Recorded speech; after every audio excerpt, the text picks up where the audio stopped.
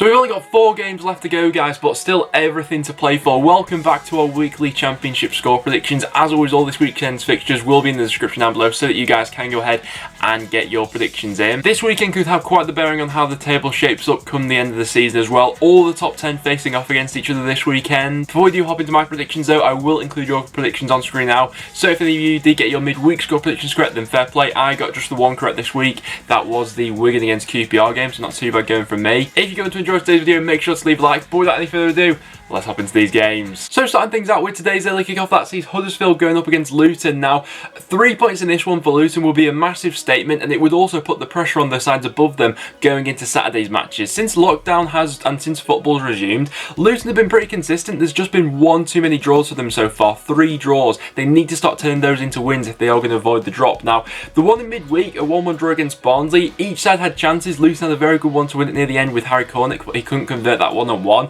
Scoring against Huddersfield though isn't going to be easy. They've kept 3 consecutive clean sheets in the league as they've gone unbeaten in their last 3. Their last 2 matches have finished as goalless draws against Preston and Reading. The one against Reading, there was a bit more attacking intent in that one. I thought there was a bit more in the final third between the two, and before that one obviously they put 3 goals past Birmingham. So Huddersfield are just about ticking over nicely, and to be honest I don't think there'll be all too much in this game either. For a score prediction I'm going to go for a 1-1 draw, whereas FIFA's saying it'll be another 0-0 for Huddersfield. Next up, and as the second game going on tonight, we've got Fulham going up against Cardiff. Now, a lot of people around the Championship are going to be keeping a keen eye on this one, especially the clubs just outside the top 6, seeing how Cardiff are going to get on in this one. We mentioned it at the start of the video, but everyone in the top 10 is facing off against each other this weekend, so it's going to be interesting to see who thrives this weekend. Obviously, that 6th spot in the Championship at the moment seems to be a bit of a curse because whoever gets there seems to start dropping points and then falling back behind a little bit. Cardiff have got teams breathing down their neck, Swansea just 1 point behind, and then Preston and Derby 3 points behind, so it's going to be a big week in terms of the top 6 race. Fulham are going to be massively boosted by the returning Alexander Mitrovic from his suspension, but fair play to Fulham, they picked up maximum points without him. Obviously 3 wins without Mitrovic. We thought that Fulham's season may fall off a cliff when he picked up that suspension, but that's not been the case. It was a great strike from Harry Arter to win the game in midweek against Forest by 1-0. Cardiff, I mean, they got caught out by the absolute wonder goal from Adam Armstrong, and really Cardiff losing in midweek opened the door once again for those sides above them to play catch up a little bit. In terms of how I see this one going, as usual really, Fulham are going to have a lot of possession, I'm sure. And so far this season, Cardiff seem to come strong in the second half, especially when they're bringing on their options from the bench. That seems to be a real impact that they've had on the season so far. But for a prediction, I think I am probably just swaying to Fulham for this one. I'm going to go 2-0 Fulham. I fancy them in this one with Mitrovic back. FIFA's going to agree with me, but Cardiff, you know, they're capable of throwing a spanner in the works, aren't they? Next up, and as the first early kickoff on Saturday, we got Charlton going up against Reading. Now, Charlton in midweek, I thought got fairly unlucky in that game against Brentford. Obviously, we all know the quality that Brentford have going forward, but they took the lead early on through Macaulay Bonne, defended really well for the second half, and then got caught out by that penalty where it did look very soft from a Charlton point of view. So they put a lot into that one, but ultimately didn't get anything out of it. It's a good chance to bounce back in this one against probably, like we mentioned this in the comments a few weeks ago, like the most unpredictable side in the league at the moment, Reading. You never know what you're going to get from them. They absolutely breezed their way past Luton, putting 5 past them, then in midweek had a goalless draw play out against Huddersfield. Reading, I feel like, have all the ingredients there if they really want to push on for next season and go for the top 6. I think they've got fantastic foundations to build on. However, at this point in time, they don't have it all figured out, and in terms of consistency, I'm not sure. I think the first goal in this game is going to be absolutely massive. If Reading do get that first goal and break the deadlock, Charlton are going to have to come onto them a little bit more, and Reading have those creative players throughout midfield and those forwards who can really stretch you and get in behind. It could become a little bit messy at that stage. However, we all know how dogged Charlton are defensively. They do keep things tight, and should they go on to get the first goal, I think they may just about scrap out or something like that. FIFA's gone with a 1-0 Reading away victory, so I'll flip that. I'll go 1-0 Charlton, but like I say, the first goal in that game is absolutely pivotal, but could be massive to Charlton's survival hopes. And then next up, we got Derby going up against Brentford, a massive game which has got implications for both automatic promotion and the race for the top 6. Now, Derby I don't think have been at their best in their last 2 matches. They'll be boosted for this one by the returning Tom Lawrence, who's back from suspension. Sibley Drake got rescinded as well, so he'll be available for selection. Going up against this Brentford Brentford side's no easy feat at the moment though. It's interesting how the fixtures have worked themselves out. It always seems like Brentford are playing before West Brom and Leeds, so they've always got that chance to apply the pressure on the top two. However, West Brom and Leeds also keep on winning at the moment. In midweek, they did well to turn it around against Charlton by 2-1. Ethan Pinnock with the winner in that one. Derby, not the best performance in midweek. The same against Forest as well. It was a little bit too slow, and I'm interested to see how Koku sets them up for this Brentford game, because the Forest game, I think you could argue that he probably got it a little bit wrong for that one. They went against how they were playing for the majority of the season for that Forest game, set up a little bit differently. Brentford will want the game to be stretched to their forward three can get in behind. The midfield battle's going to be massive as well. I think it's going to be a really good game, but I'm just swaying towards Brentford. I'm going to go 2-1 Brentford in this game. FIFA saying 1-0 Brentford. It's a big opportunity for either side in that one. And then next up, and there's a massive game at the bottom of the Championship, we see Barnsley going up against Wigan. Now, Wigan obviously looking to create that 12-point gap from the bottom three. Their destiny still very much in their own hands by the fact that the next 3 games puts them up against Barnsley, Hull and Charlton. 9 points from those games, and Wigan are looking pretty healthy for survival, you have to say. They're still very much the form team in the league as well. Only Brentford have picked up more points since football's resumed than Wigan have. 4 wins from 5 so far for Wigan. It was another 3 points to them in midweek. Kiefer Moore with the only goal of the game against QPR. He's going to be going up against his old side in this one, who have been a little bit hit and miss. Barnsley's game in midweek, a 1-1 draw against Luton. They had the chances to go on and win that one. It just wouldn't quite fall for them in terms of getting the winner. I think for Barnsley, that defeat away at Stoke seems quite damning now, really, doesn't it, with how they played in midweek. But what happens at this time of the season is a mini table forms, and you can't really afford to lose against the sides around you, or you risk being cut adrift, and that's what Barnsley can't afford to do with these final 4 matches.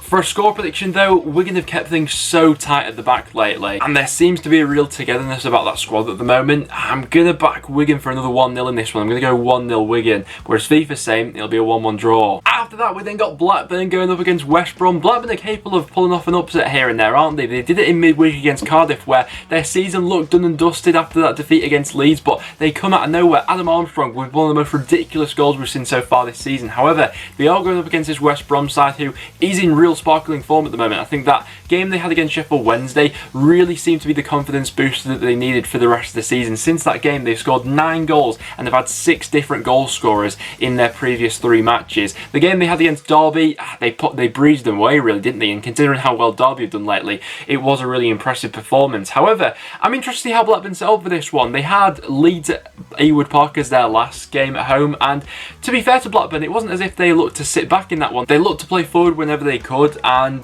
you know, obviously Leeds got the better of them in the end, but they gave them a real good run for their money, and I think they'll do the same in this one for West Brom. They won't make it easy for them. I think West Brom will be made to work for all 3 points, but I mean, some of their forward players really have come back into form lately, haven't they? You know, Pereira, Diangana have been absolutely dazzling. Charlie Austin's back in the goals now as well. I can see this game being quite open in the end. I'm just going to edge West Brom for this one. I'm going to go 2-1 West Brom, whereas FIFA's saying it'll be 1-0 Blackburn. Could very well happen. Coming up next, we then got Hull going up against Millwall. Now, Millwall, since the restart, haven't been at their best, have they? They've only won 1 match, and if you were to look at their fixtures for the rest of the season, when they were very much in the race for the top 6, they had one of the most favourable run-ins, but they've not taken advantage of that at all, have they? Midweek, it was another disappointing 1-2-0 loss against Borough. I think you can make an argument that they are one of the clubs who's probably missing fans the most. They rely on that home atmosphere at the Den, don't they? But lately they've been quite poor. They're going up against this Hull side who I think it could be an advantage that Millwall at the moment can be got at, and Hull in the way they play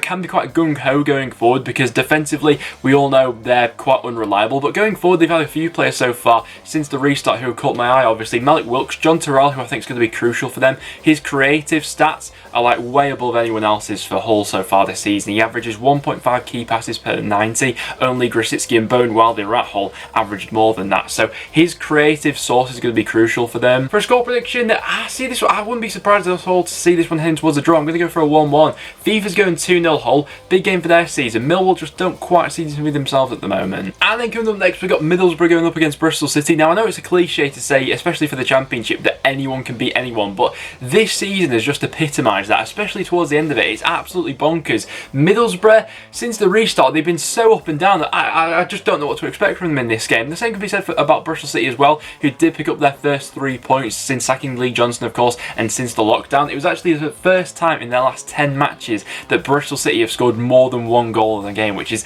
absolutely baffling considering some of the forward options that they've got. But Juju getting back in the goals in that one, and Jamie Patterson scoring an absolutely outrageous outrageous free kick as well. But Middlesbrough were well worth their 3 points away at the Den. We all thought it was a tricky place for them to go to, especially as they were coming off the back of 2 pretty dodgy results. But that's what Neil Warnock does, and Middlesbrough so far this season, he just seemed to pull a result out of nowhere. And this one, I wouldn't be at all surprised to see it go in a similar way. I thought Assombalonga and Fletcher linked up really well for that game against Millwall. Could cause Bristol City some problems. It's another one where I see it being fairly open. For a score prediction, I'm edging towards Middlesbrough, but they always seem to let me down whenever I back them. I'm going to go 2-1 Borough. FIFA's going to say 1-1.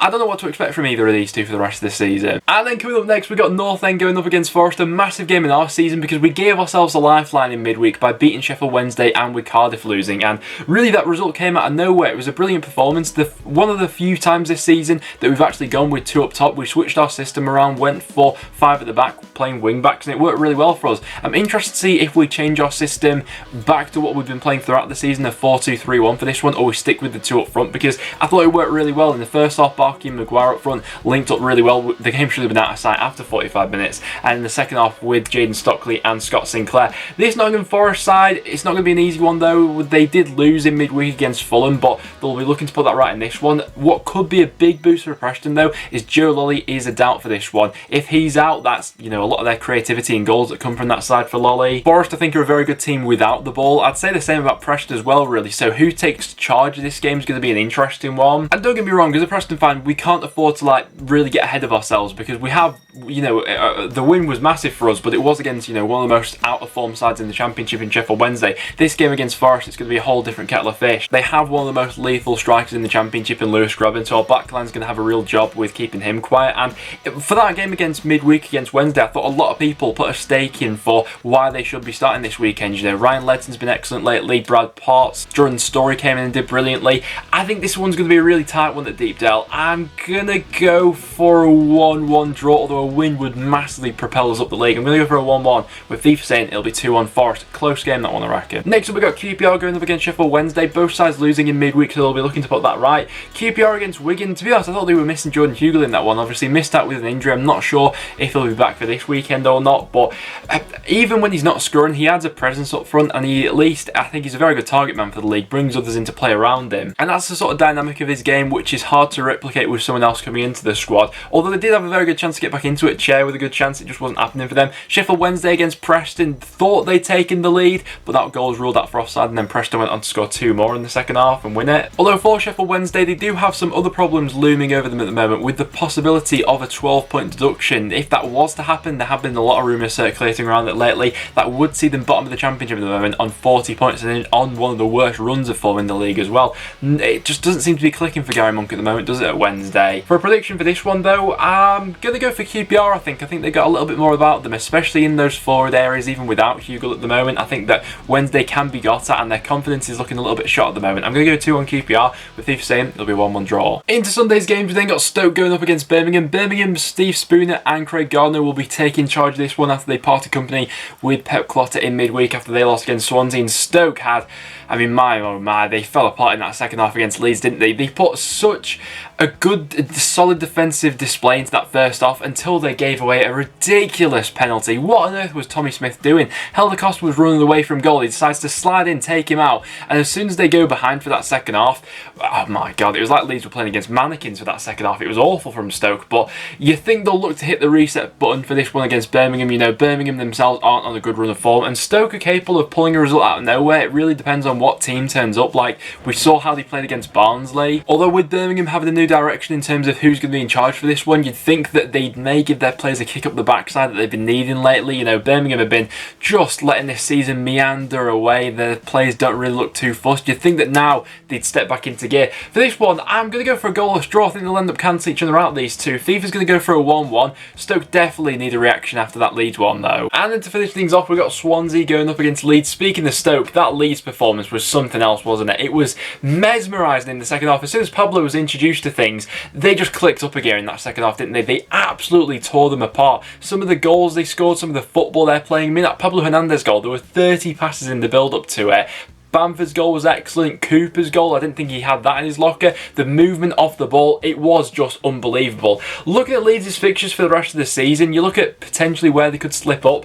I'd say that, you know, this one against Swansea and the game against Derby are the two potentials I think that a few people are looking at. And Swansea are playing some good football at the moment. They won in midweek. They beat Birmingham by 3-1. They've changed their system around lately. They're playing 3 at the back now. Their forward 3 is doing really well, especially Brewster. He's on a real hot streak of form since football has returned. So I don't think Leeds will have this one all their own way. It's certainly going to be tougher than that game against Stoke was. Obviously, earlier on in the season, Swansea did beat Leeds as well, very dramatically late on at Ellen Road. So this one, I think, will be a little bit more even. Leeds, I expect, will have a lot of the ball and create a lot more chances as well. But Swansea have got that presence going forward that Stoke lacked, and they can get into those areas where they could potentially hurt Leeds. For a score prediction, I'm going to go for a 1-1. I think this one may be heading towards a draw. Don't get me wrong, Leeds were unbelievable in midweek, but Swansea pose a different threat, don't they? I'm going to go for a 1-1 in that one. FIFA agreeing with me. I think that one could be a really good game of football. But guys, that will now wrap it up for today's video. So as you can see to the side of me, that is how the championship table would be lining up come the end of the weekend if all of my score predictions were to come true. So obviously the top 6 race